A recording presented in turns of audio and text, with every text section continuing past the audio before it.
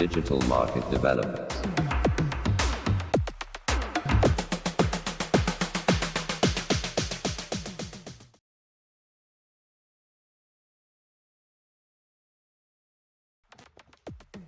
अस्सलाम वालेकुम। Digital market developers की तरफ से मैं आपका प्रेजेंटर मोहम्मद फ़रहान एक और नई इन्फॉर्मेटिव वीडियो के साथ हाजिर हूँ। जो लोग इस चैनल पर नए हैं काइंडली चैनल को सब्सक्राइब कर लें और बेल आइकन को ज़रूर प्रेस करें ताकि इस तरह की नई इन्फॉर्मेटिव वीडियोस और अपडेट्स आप तक पहुँचती रहें। स्टॉक्स और शेयर्स मार्केट के अंदर जो मार्केट के पार्टिसिपेंट्स हैं वो कौन से हैं, कौन लोग होते हैं मार्केट में। अभी मैंने जैसे आप लोगों को बताया कि यहाँ पे दो होते हैं, यानी बायर्स भी होते हैं और इसके अलावा यहाँ पर सेलर्स भी होते हैं। ये दोनों मार्केट के अंदर मौजूद होते हैं, बायर्स और सेलर्स। लेकिन ये बायर्स और सेलर्स कौन से हैं, ये कौन है, ये पार्टिसिपेंट्स कौन है। तो मार्केट के जो एट वेरी फर्स्ट पार्टिसिपेंट है मार्केट का, उसको हम कहते हैं रिटेल इन्वेस्टर। ये रिटेल इन्वेस्टर है। ये आप, मैं और हम सादा सिंगल इंडिविजुअल ट्रेडर्स और इन्वेस्टर्स हैं, यानी हम ट्रेड कर रहे हैं वहां पे एज ए सिंगल एंटिटी। ये हम हैं, रिटेल इन्वेस्टर्स हैं, रिटेल ट्रेडर्स। ठीक है, हम लोग वहां पे ट्रेडिंग कर रहे हैं सिंगल, यानी मैं कर रहा हूँ, आप में से कोई कर रहा है, आप में से दो कर रहे हैं, तीन कर रहे हैं, सारे कर रहे हैं। तो ये आप कह लें रिटेल इन्वेस्टर एक मार्केट का पार्टिसिपेंट है। दूसरा मार्केट का जो पार्टिसिपेंट है वो है इंस्टीट्यूशनल इन्वेस्टर। ये लार्ज ऑर्गेनाइजेशंस होती हैं, लाइक म्यूचुअल फंड्स ऑर्गेनाइजेशन है, पेंशन फंड्स ऑर्गेनाइजेशन है, हेजिंग फंड्स ऑर्गेनाइजेशन है। ये बड़ी बड़ी फर्म्स होती हैं जो कि मार्केट के अंदर लार्ज अमाउंट ऑफ मनी जो है ना, इसको हम, मैं आपको ये बताऊंगा अभी कि ये क्या चीज़ है, ये स्मार्ट मनी का कॉन्सेप्ट क्या होता है। ठीक है, ये लार्ज जो इंस्टीट्यूशंस हैं, बैंक्स इसमें शामिल होते हैं ना, ये लोग जो है ना वहां पे इन्वेस्ट कर रहे होते हैं, इसमें आप बैंक्स भी शामिल करें। ठीक है, सो ये लार्ज ऑर्गेनाइजेशंस होती हैं, इनके पास ह्यूज अमाउंट ऑफ फंड्स होते हैं, ह्यूज अमाउंट ऑफ फंड्स होते हैं। ठीक है, तो ये जब मार्केट के अंदर आते हैं तो वो क्या कैसे मूव करते हैं और मार्केट में करते हैं। देखें, आप लोगों को पता है कि जैसे कि पेंशन पेंशन भी लोगों की जो फंड्स होते हैं वो भी कहीं ना कहीं इन्वेस्ट हो रहे होते हैं। म्यूचुअल फंड्स जो होते हैं ये भी इन्वेस्ट हो रहे होते हैं। पेंशन फंड्स होते हैं ये भी, पेंशन और म्यूचुअल फंड्स ऐसे होते हैं जो कि म्यूचुअल फंड्स आप कह लें कि इसमें आप म्यूचुअल फंड्स की एक एग्जांपल जैसे मैं आपके साथ शेयर कर लेता हूँ, जैसे इंश्योरेंस है। इंश्योरेंस वाले जो है ये कहाँ पे पैसे इन्वेस्ट करते हैं, ये पैसे इन्वेस्ट करते हैं और जो प्रॉफिट कमाते हैं ये स्टॉक्स मार्केट्स के अंदर करते हैं, स्टॉक्स की बाइंग करते हैं, शेयर्स की बाइंग करते हैं। ठीक है, बड़ी स्मार्ट, बड़े तरीके से ये मार्केट के अंदर अपनी जो रेप्लिकेट कर रहे होते हैं अपनी मनी को और बढ़ा रहे होते हैं। इसी तरह पेंशन फंड्स भी गवर्नमेंट्स यूज कर रही होती हैं मार्केट्स के अंदर शेयर्स बाय करके, तो इसको डबल ट्रिपल कर रही होती है, यानी इसको राइज कर रही होती हैं। और हेज फंड्स बैंक्स यूज कर रहे होते हैं, बैंक वो फंड्स यूज कर रहे होते हैं जैसे इनके पास ह्यूज अमाउंट ऑफ इन्वेस्टमेंट होती है, तो वो इन्वेस्टमेंट जो है ना वो उसके ऊपर इन्होंने इंटरेस्ट और प्रॉफिट पे करना होता है, इसलिए ये भी मार्केट में इन्वेस्ट करते हैं और बड़ा स्मार्टली इसको यूज करते हैं मार्केट को, और अपनी बैंक से जो है ना अपनी प्राइस को राइज कर रहे होते हैं। ठीक है, सो हैज कर रहे होते हैं फंड्स को बेसिकली।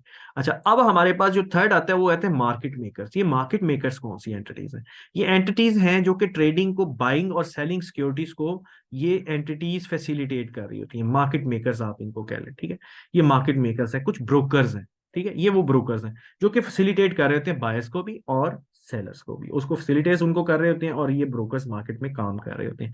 ये भी मार्केट के अंदर बहुत इंपॉर्टेंट रोल प्ले करते हैं, और मार्केट जो है ये उसकी अप एंड डाउन के अंदर एडिशन करते हैं, और उसके अंदर ये इंपॉर्टेंट जो है ना फंक्शंस कर रहे होते हैं। और ब्रोकर्स के बगैर जो है ना कोई भी इंडिविजुअल ट्रेडर वो नहीं जा सकता। अगर एक खास अमाउंट इंडिविजुअल ट्रेडर के पास नहीं है तो वो मार्केट के अंदर एंटर नहीं हो सकता। अब हर ट्रेडर और इन्वेस्टर के पास जो है ना वो सिक्योरिटी, इसमें मैं आपको बताऊं, इतनी सिक्योरिटी नहीं होती, सिक्योरिटी मनी इतनी नहीं होती उसके पास कि वो जाके मार्केट में इंडिविजुअली बगैर किसी ब्रोकर और प्लेटफॉर्म के काम करे। ये सिक्योरिटी मनी प्लेजिंग जो होती है ना, ये ब्रोकर की तरफ से होती है। और ब्रोकर जो होता है ना, वो जो मार्केट का जो ब्रोकर है वो क्या करता है, वो ब्रोकर एक एंटिटी होता है, वो एंटिटी है, प्लेटफॉर्म है, वो कुछ भी है। वो ब्रोकर अपनी सर्विस फीस चार्ज करता है हमसे या रिटेल ट्रेडर से, सर्विस फीस चार्ज करता है। सर्विस फीस चार्ज करता है कि वो आपको आपकी जगह पे सिक्योरिटी मनी प्रोवाइड कर रहा है और आपको फैसिलिटेट कर रहा है, आपका अकाउंट ओपन कर रहा है, आपकी अकाउंट ओपनिंग कर रहा है, और आपकी तरफ से ट्रेड की मूव्स ले रहा है, और आपको इजी एप्स दे रहा है। ट्रेडिंग एप्स दे रहा है आपको, ठीक है, उस पर करने के लिए, और इसके साथ साथ आपको सिग्नल्स के लिए भी हेल्प आउट कर रहा है, और जो भी बहुत कुछ है।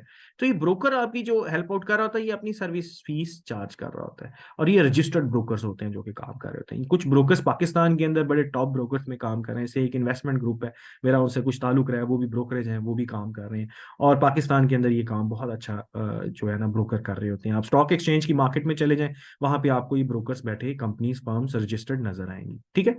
सो ये आप कह लें कि सिक्योरिटी मनी इनकी होती है, ये प्लेज करते हैं, ये करते हैं, और ये आपको नहीं, इन्वेस्टर्स को करना नहीं पड़ता, वो सीधी सीधी अपनी इन्वेस्टमेंट करते हैं, और नॉर्मल इन्वेस्टमेंट के बाद वो क्या करते हैं, आकर मार्केट के अंदर वो बाइंग और सेलिंग का प्रोसेस कर रहे होते हैं इन्वेस्टर्स, इनको जो है ना वो सिर्फ और सिर्फ इन्वेस्ट करते हैं। अच्छा, अब इसके अंदर एक और चीज मैं आपको बताता चलूं कि यहाँ पे ब्रोकर, मैंने जैसे इंडिविजुअल फर्म्स के बारे में कहा, इसके अलावा हमारे पास कुछ ऑनलाइन ब्रोकरेज भी हो, जो है ना वो प्लेटफॉर्म्स हैं, यानी एप्स हैं, ऑनलाइन एप्स हैं, और आपने उनका नाम सुना होगा।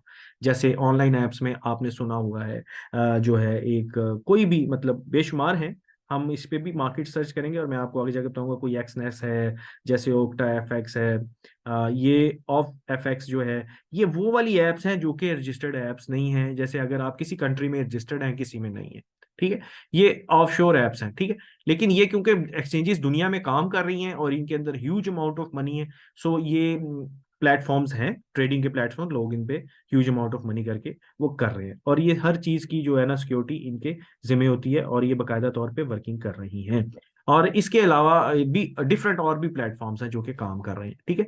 तो ये ऑनलाइन एप्स है। इसके अलावा जो रजिस्टर्ड प्लेटफॉर्म्स हैं वो पाकिस्तान के, वो जिसमें अगर आप सपोज करें कि आप पाकिस्तान की कंट्री के अंदर काम कर रहे हैं, तो आप पाकिस्तान की करेंगे, इंडिया में काम कर रहे हैं, तो उनकी कुछ रजिस्टर्ड भी है, कुछ इंडिया, अब ये वाली एप्स कुछ उधर भी रजिस्टर्ड है।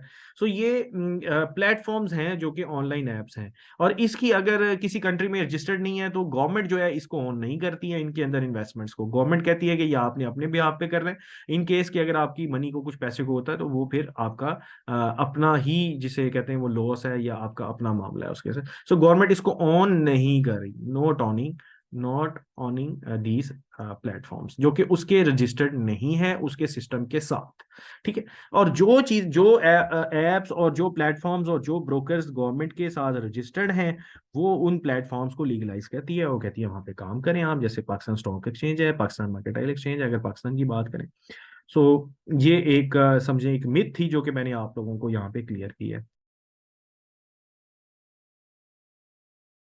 होपफुली आज की ये वीडियो आपको पसंद आई होगी।